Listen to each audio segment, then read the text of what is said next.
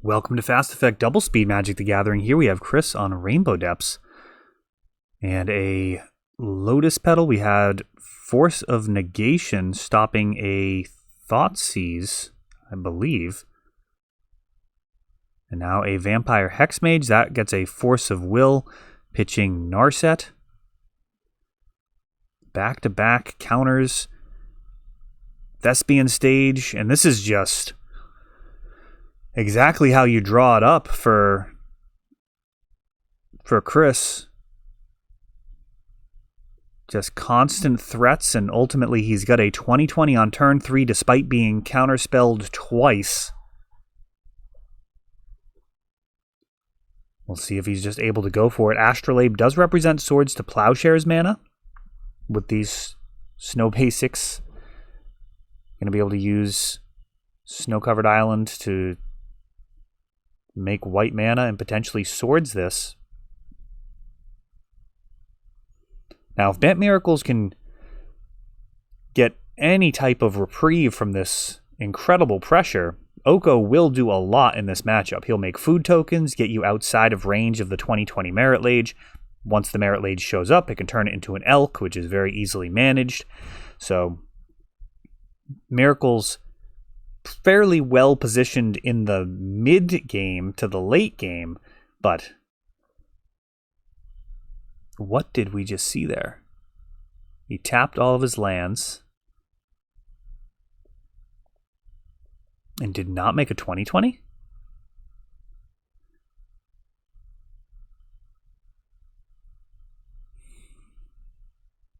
Now during this end step, we're getting a 20/20? I'm not actually sure what that hiccup was.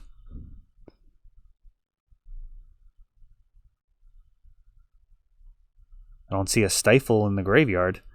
Not that that's a super useful tactic. We've got an Ice Fang Codal, Death Touch, not super relevant, but the Flying Body, buying a turn and drawing a card is.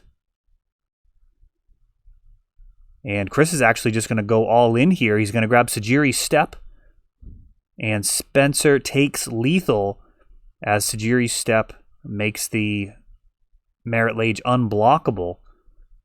It's a reasonable thing to hold back in response to Swords to Plowshares and the like, but just absolutely going for it, which I think is generally where you want to be when you're playing Rainbow Depths. I mean, you're really all in on the combo.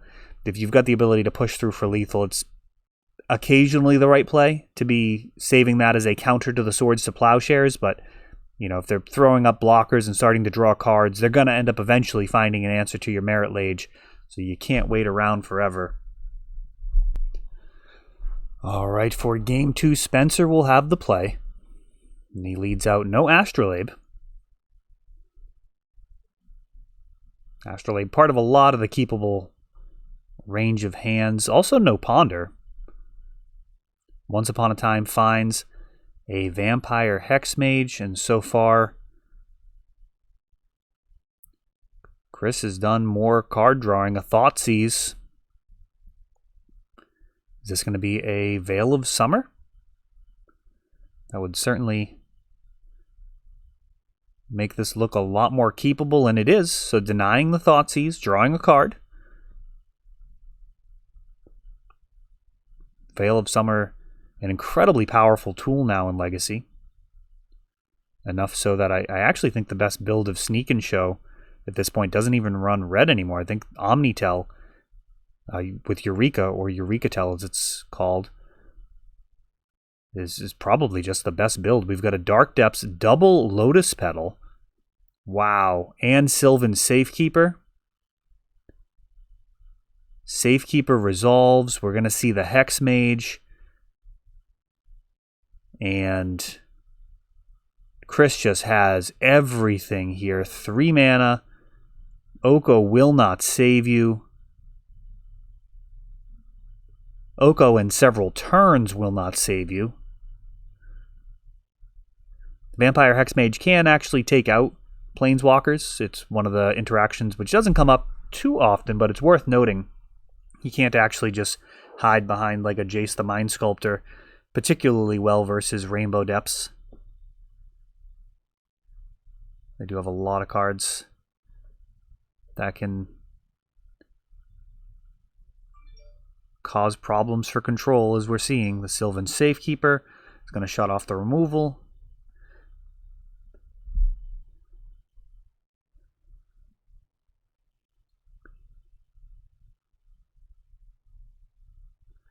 And another land.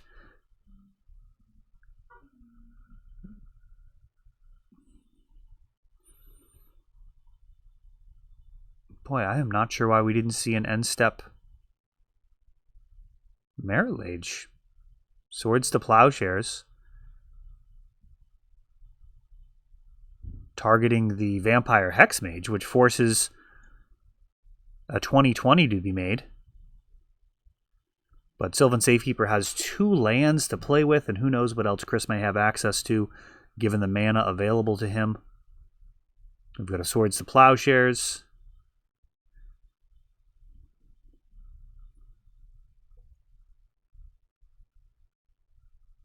Chris is going to float some mana and protect his Merit Lage.